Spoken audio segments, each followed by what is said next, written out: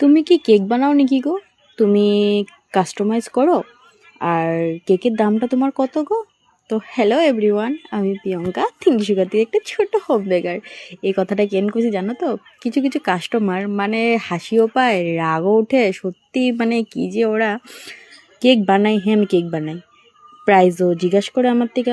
হুম, কখনো তো কনফার্মই হয়ে যায়, তারপরে যখন আমি বানাইতে যাই না আমার ডাউট লাগে কাস্টমারগো কথাগুলো শুনি না, তবু আমি কনফার্ম হই না। কিন্তু তবু বানাবার যাওয়ার আগে আমি একবার ফোন করি অগরে, তখন অগরে জিজ্ঞাই যে সত্যি তোমাকে কেক লাগবো, বানামো তো আমি।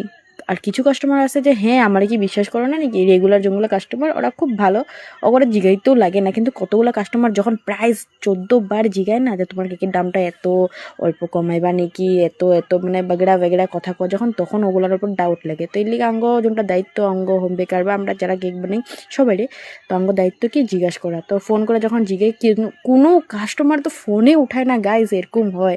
এতবার ফোন করি কেক বানামো যখন, তখনকার ফোনে রিসিভ করে না।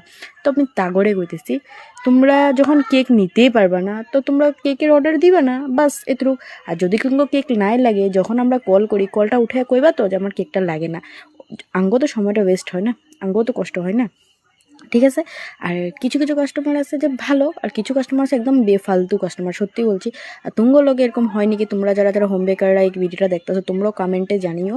আমার সাথে এরকম প্রায় ভাগ হয়। এই যে আমার ফাইনাল লুকটা পিকাচু বানিয়েছিলাম, এটা কালকের অর্ডার আসছিল, কেমন